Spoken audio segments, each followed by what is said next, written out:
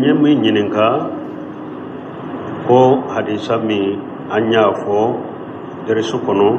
o chide nye yahudiya usoro madina ube asura su ayu nyininka woko ani aisha tuka hadisa min be ko makka kafirun ku tumbe asura donsu ku be faranyon ka chugode doni ke bawo yu faranyon ka chide nya soro jahilu basu me chiden tunta su ado jahilu basu ku min kama munna makkan ka basu tuma mi anana madina de aye madina ka fona soro basu aye yahudiya nyininka manka ka ko ni binnin su chiden jatela makkan ka be shaka ke wuya ta ibrahima kadina la ube ismaila kadina parce que unu yahudiya ute dina kelena yahudiya ute musa taka ute isa taka makkan ka utumba su chiden jatela wuya ta ibrahima kadina da ube ismaila kadina me tuma me anana madina fana ya soro ya ewa amma kan ka utumba su tuma me anana madina fana ya soro yahudiya fana basu ufana besu doinsu ayo nyininka ko ninye don jumai na ubasu donc ko ninye don bade ala ya musa kisini ndondera ana jama ka firawna ka jama halakini ndonda awon basu ka barka dade ke ala aw ciden ko ni musa bonyale ka katema auka ciden nyasu aye sebo nyamare yasu be ciden si laba akonni ala sanwere iranela mbe kononto nasu katanna faraka pour ni yahude ka bonyona wo nyagambi dobe yamfana uko munun ba fe ka nyagambi do yamfana uko munna ko ciden ko an kana yahuda ni nasara bonko nyogonya ko munna ciden nye ayasoro yahuda besu asunna kafara yahuda ka soro ciden ko an ni yahuda kana ke kele bata togola ko munna ciden nye yahuda soro fen sunna afana ya su unno fe kuma ba fu togola ka soro le ko an kana yahuda bonko nyogonya don ko yo fana jabi uko ciden na kun folo madina atumba fere yahudiya be min kan ni bato dido atumba ke ka ke talifa li qulubihim purun ka ke sababe ku dusukun sama kana silamiyama ciden jatela ube bato munun na ni bato dido ni nyu ka bato nyogona uke a ubafo nin dina anan ka dina be de kelenye ola an ka tu ciden na ku furo ayi yahudiya be nyogonya ka bato dola ninde kama talifa li qulubihim puru kudus kun sama kana dinama me cide nya do tuma ma ya do mogowdo kana gelewdo o be minka o tabila bo cide nye de so sonta nu ka bonyo ko akoni ala sangore irana nebe kononto nasu katanna faraka o sai ma cide soro balola donc akera sunna konosa cide kan manto an ka kononto nasu an ka tanna faraka donc don ke bo benni hadisa o fara fara nyogo kan to godela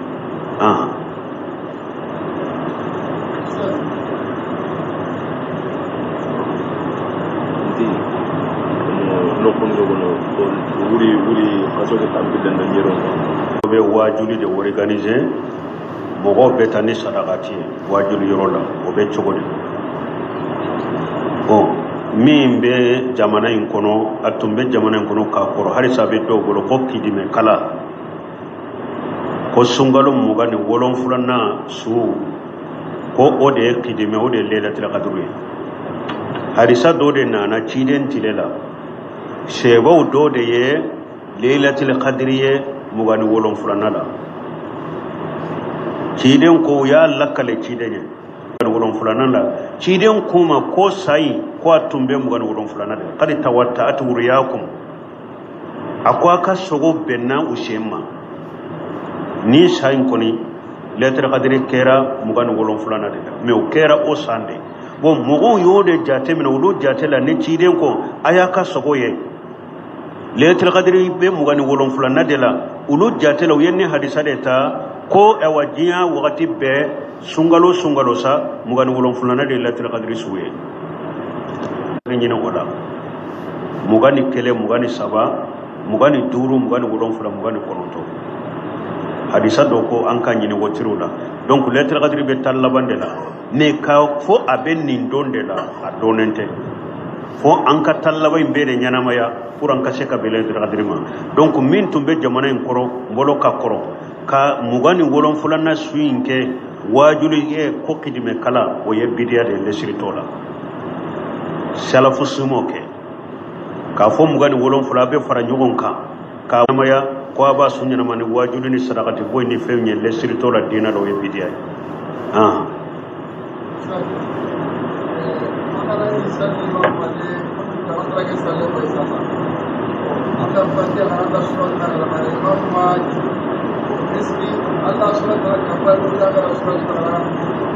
bon konni mogo min be alimami kofe misali la lagasara la bon salli be bunda de salli be bunda misali la salli la makuni te salli la tanke ka fatiha dafara alimami mati kumbele mina kala fo kata alimami kata kumbele mina bashi tala iti mako ibe kala de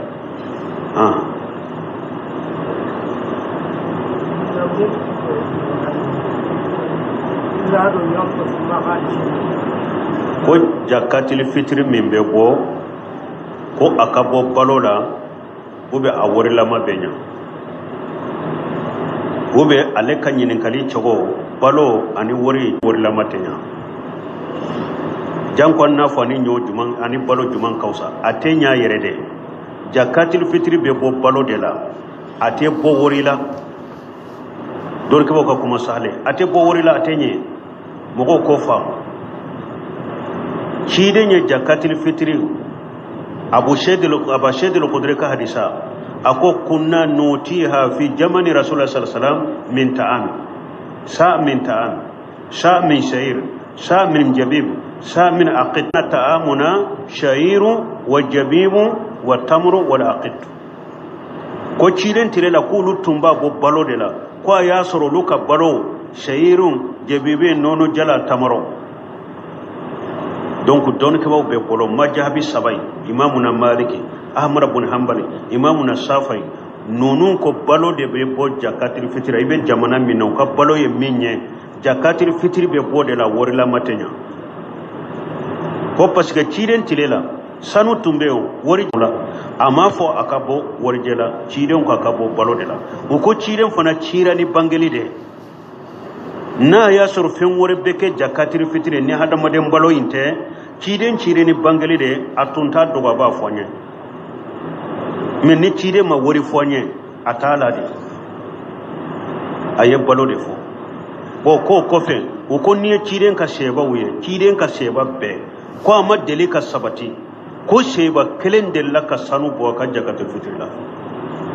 amma deli ka sabati jakatul fitri nan ko akabo balo kola akake wori koye abeke bato dogolenye jakatul fitri na tora balo la nimbe balo suma boro be nimbolo kata yamfe minam me mbolo kata yamfe salli do abaka mbolo bato de bato mi bebaye bato mi be kekene ka bebaye na bora balo la me na kera wori koy en ne tabin ka jifa kon ni e be na nya boka dima abeke bato dogolenye donc boka kuma sahalenye minye jakatul fitri fasamantira jamana wore men ni fantawum be nube balo mina nyamareli ke ka jakatul fitri ka boyoro la debe yoromi comme masala faransi non fule ka fo ko niye malota ko ita ewa mogote ibadi mogomima ka fo ibe ta balo di mogoma ko te wala ulu ye shenke ero ko o ye jakatul fitri mogomin ni bi makobe doni ke baga ka kuma wala ni makobe yere la ima kobe chiden ka disala iba fe ka batoke ka jakatul fitri bo a wori la matenya de wori ci kan mugo ma ya ka balosa uka ahmad ibn hanbali tilela do ya ahmad ibn hanbali nyinenka ko jakatul fitri wori la ma ko atenye ibabo balo de la do ko ahmad ibn hanbali ma ko umar ibn al-aziz ko a wori la ma benya ahmad ko ni nyaka ba ko ide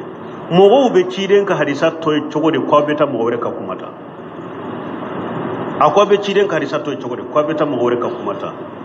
hari doni ke ba munun fana be e wa jamana wurula no ko wori ka bon ko beta dulo de ko abu hanifa kote de ko nin doni ke ba kote sani ka doni ke ba ira amara bun hambal ko وكان تأمنا شعير وجبا كو تشيدن كحديثا بيبوري بتجون كما منا أكون نيجي كبا كويده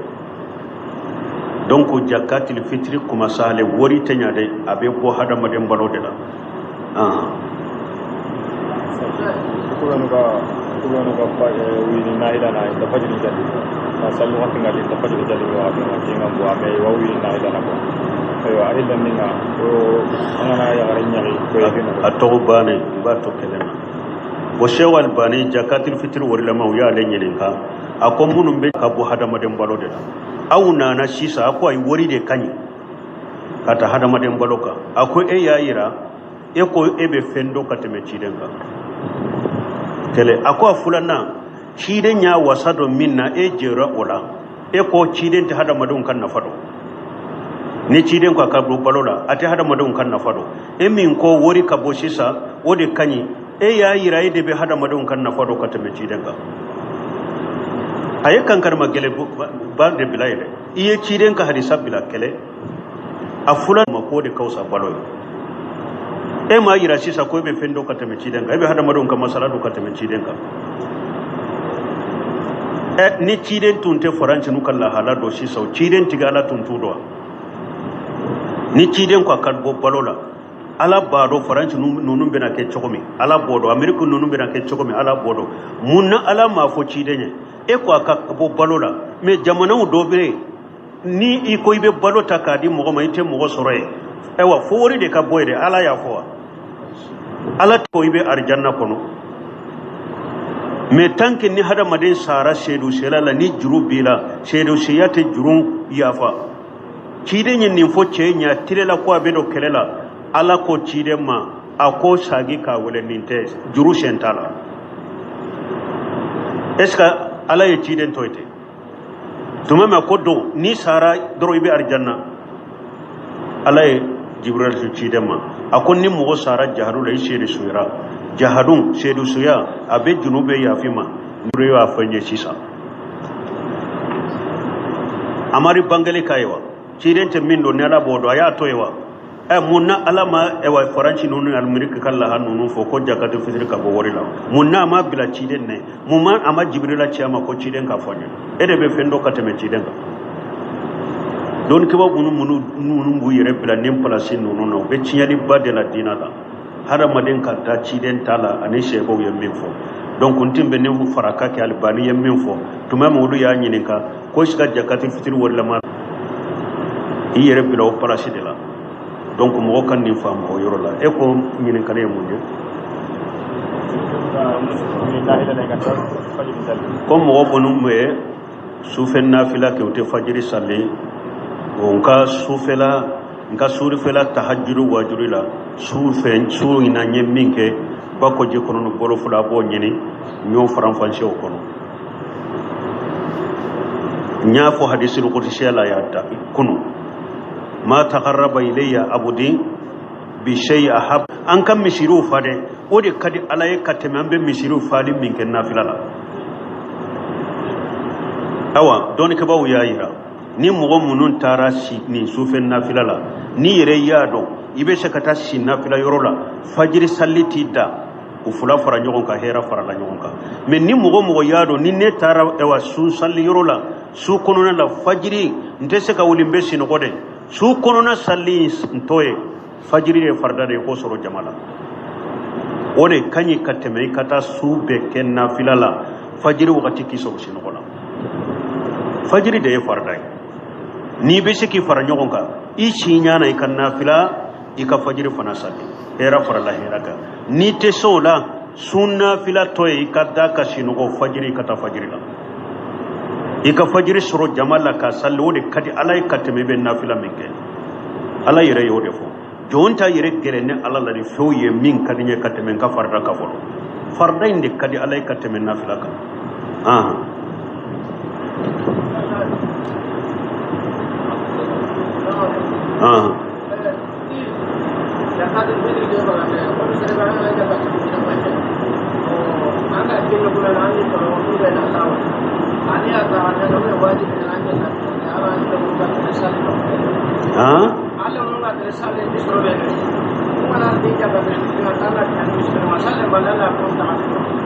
bon jakatil fitri min ye e yere taye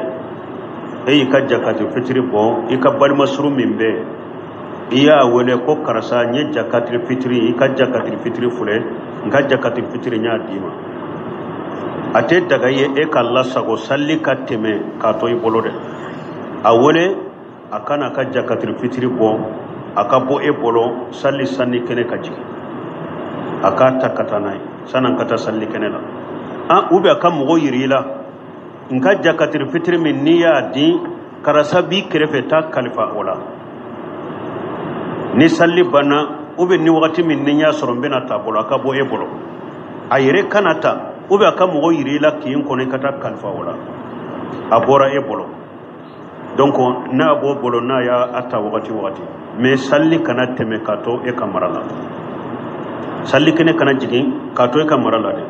parce que Abdullah ibn Abbas yo hadisan nati ako farada rasulullah sallallahu alaihi wasallam zakat al-fitri man addaha qabla salati fa huwa zakatu maqbula wa man addaha ba'da salati fa hiya sadaqatu min sadaqati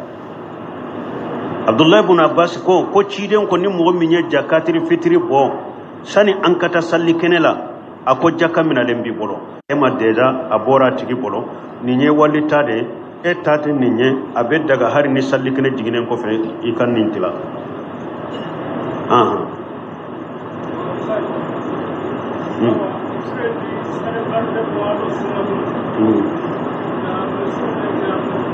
ira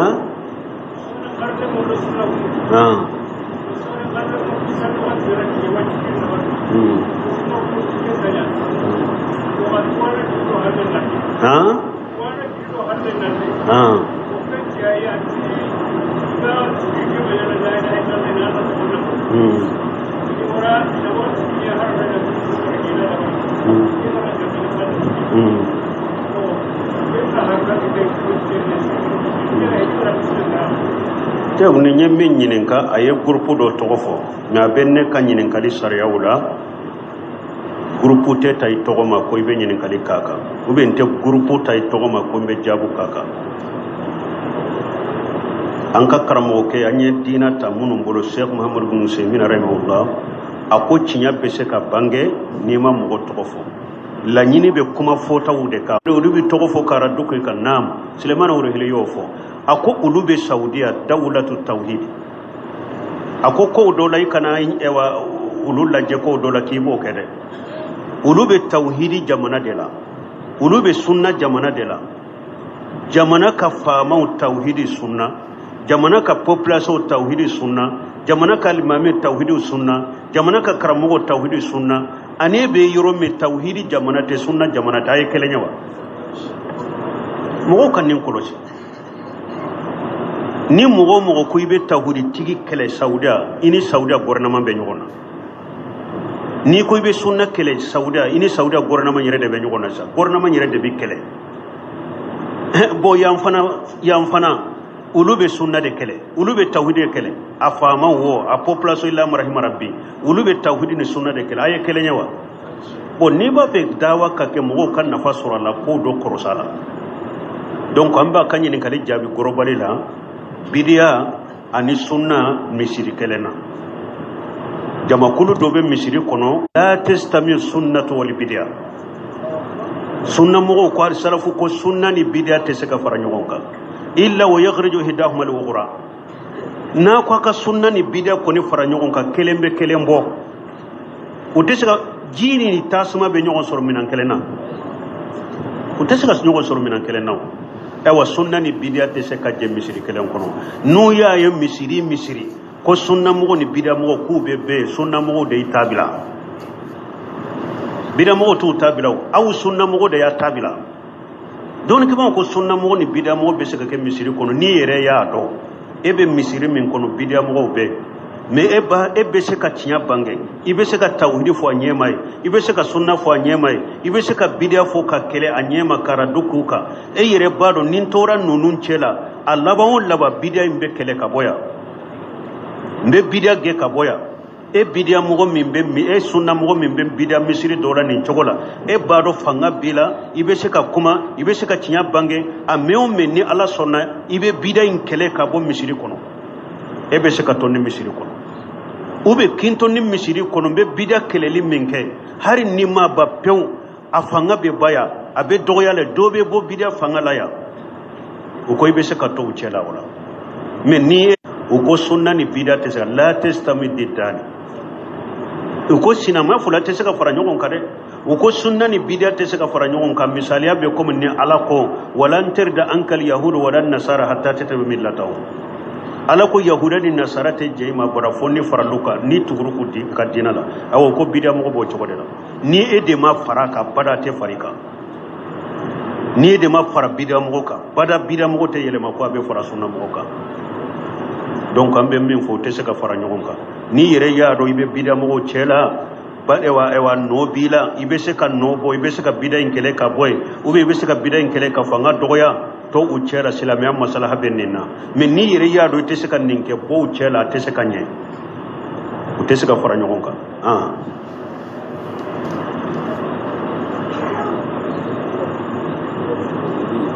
Serebia kuma nga fito shi na kasa su ko to tuni su ne ke da fara wata parce que ani tuni su na anna yakob ma anna kende ko mo mi kalo be tile sabasu tile woro su na to fule yala kalo in kono be tile woro in su o ko fe ki ka tile sabasu tile kono to wa ay don ke ba wiya yira iye tile woro min su aye tile woro in boye abika kalo tile saba fanata ni ya nganya parce que kalo sile saba koro ye doro kalo in kono tile saba ka soro i bolo yasu bo tanke yenen tile woro min su ya nganya ka fara ka be